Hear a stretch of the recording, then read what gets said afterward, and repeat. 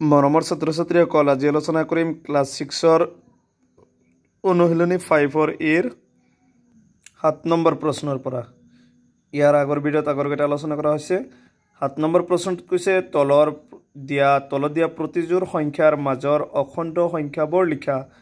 1 নম্বৰটো দিছে -2 আৰু 4 -2 আৰু 4ৰ মাজত থকা অখণ্ড সংখ্যাবোৰ লিখিব লাগিব।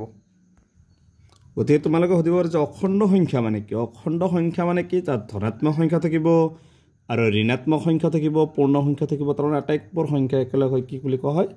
অখণ্ড সংখ্যা। তাৰমানে কৈছে -2 আৰু 4, -2 আৰু 4ৰ মাজত কোনবিলাক সংখ্যা থাকিব? এইটো মই এটা তোমালোকক বুজাই দি আছোঁ। এইটো 0, ইফালে থাকিব 1, সোঁফালে 1 2 3 4, 4 লৈকে আছে 4, আৰু ইফালে কি 0ৰ পিছত কি হ'ব? -1 -2। তাৰমানে কৈছে এই -2 আৰু 4ৰ মাজত যিকেইটা সংখ্যা আছে গোটেইকেইটা লিখিব লাগে। কি কি আছে? -1 আছে, 0 আছে, 1 আছে, 2 আছে, 3। এইটো হৈছে 1 নম্বৰটোৰ এনচাৰ। ঠিক 2 নম্বৰটো আছে -13 আৰু -7। -7 আৰু 13ৰ মাজত কি কি আছে? -8 আছে, -9 আছে, -10 আছে, -11 আছে, -12 আছে। তাৰপিছত আছে 10 আৰু 16ৰ মাজত। 10 আৰু 16ৰ মাজত কি? দুটা প্লাছ, মানে কি আছে? 11, 12, 13, 14 আৰু কি আছে? 15। এইটো হৈছে 3 নম্বৰটোৰ এনচাৰ। 4 নম্বৰত কৈছে -3 আৰু 2। -3 আৰু 2ৰ মাজত কি আছে?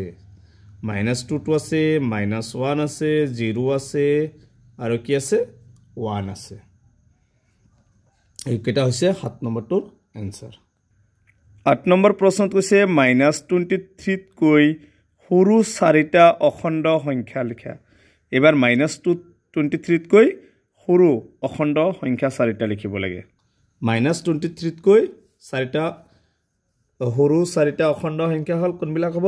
-23। -23 মানে কি? যিবিলাক অখণ্ড সংখ্যা মানে মনত ৰাখিবা, সৰু যদি মাইনাছ থাকে, সৰু হ'লে ডাঙৰটো কি হয়? সৰু হ'ব।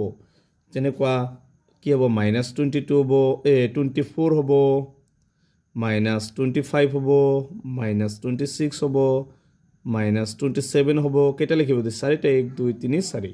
এইটো হৈছে 8 নম্বৰটোৰ এনচাৰ। 9 নম্বৰ প্ৰশ্নটোত কৈছে -19তকৈ ডাঙৰ 4টা অখণ্ড সংখ্যা। এইবাৰ -19তকৈ ডাঙৰ 4টা অখণ্ড সংখ্যা লিখিব লাগে। -19তকৈ ডাঙৰ 4টা অখণ্ড সংখ্যা হ'ল, যদি ইয়াত মাইনাছ থাকে সদায় সৰুটো ডাঙৰ। গতিকে কি হ'ব?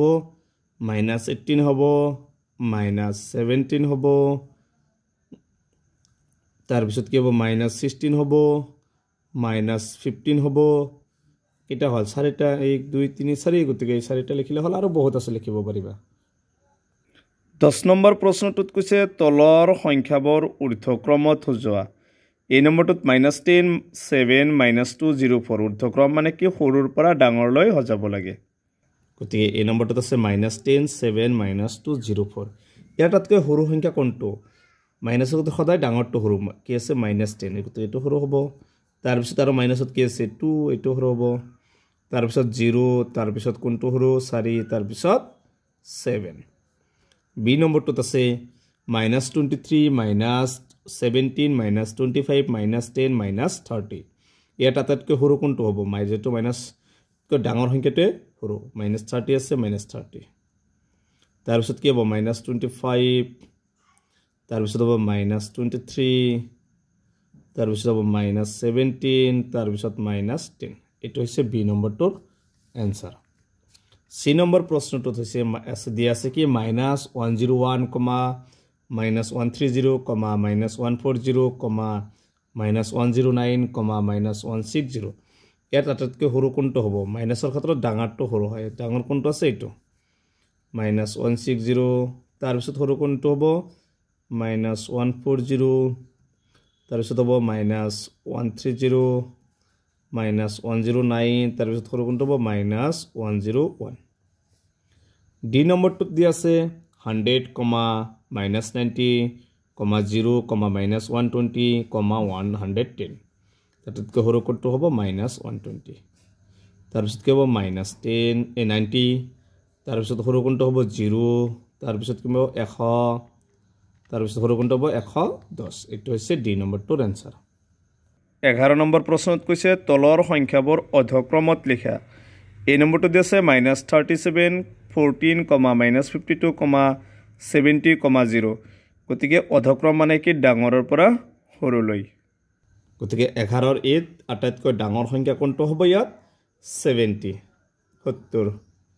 তাৰপিছত ডাঙৰ কোনটো হ'ব 14 তাৰপিছত কি হ'ব 0 তাৰপিছত কি হ'ব মাইনাছৰ সৰুটো ডাঙৰ -37 তাৰপিছত -52 এইটো হৈছে এ নম্বৰটোৰ আনসাৰ বি নম্বৰটো দি আছে -225, -117, -300, -265, -150 ইয়াত আটাইতকৈ ডাঙৰ সংখ্যা কোনটো হ'ব মাইনাছৰ ক্ষেত্ৰত সৰুটো আটাইতকৈ ডাঙৰ আটাইতকৈ সৰু কোনটো আছে -117 তাৰপিছত সৰু কোনটো আছে 100 -150 তাৰপিছত কোনটো আছে -225 তাৰপিছত কি আছে -265 তাৰপিছত কি আছে -300 এইটো হৈছে বি নম্বৰটোৰ আনসাৰ সি নম্বৰ প্ৰশ্ন দি আছে 150, -100, -200, -250, -100 ইয়াত আটাইতকৈ ডাঙৰ সংখ্যা কোনটো হ'ব 200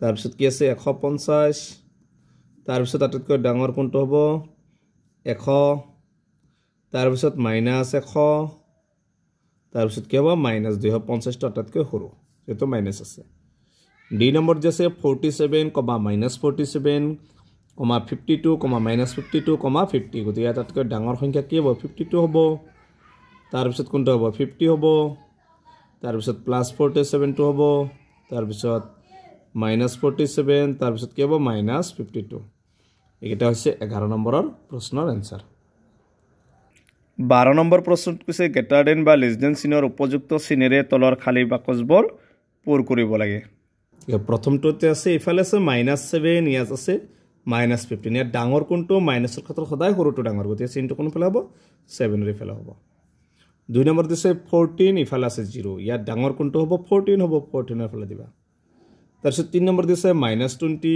তাৰপিছত 0 -20 তকৈ সদায় 0 টো ডাঙৰ কাৰণ ইয়াত মাইনাছৰ ক্ষেত্ৰত সদায় সৰুটো মাইনাছটো সদায় সৰু 0 টো ডাঙৰ 4 নম্বৰত -21 ইয়াত -20 আছে ইয়াত 1 মাইনাছটো সৰু 1 টো ডাঙৰ ইফালে দি আছে যাবা 5 নম্বৰত -120 ইফালে আছে -100 মাইনাছৰ ক্ষেত্ৰত সদায় সৰুটো ডাঙৰ গতিকে -100 টোৱে ডাঙৰ 6 নম্বৰত 0 ইফালে দি আছে -3 গতিকে 0 টো ডাঙৰ হ'ব ইফালে মাইনাছ আছে ঠিক এটা আছিল 12 নম্বৰৰ আনসাৰ গতিকে আজিৰ ভিডিওটো এইখিনিয়ে ইয়াৰ পিছৰ ভিডিওত 13 নম্বৰ প্ৰশ্নৰ পৰা আলোচনা কৰিম তে তোমালোকে ভিডিওটো লাইক কৰিবা চেনেলটো সাবস্ক্ৰাইব কৰিবা thank you for watching this video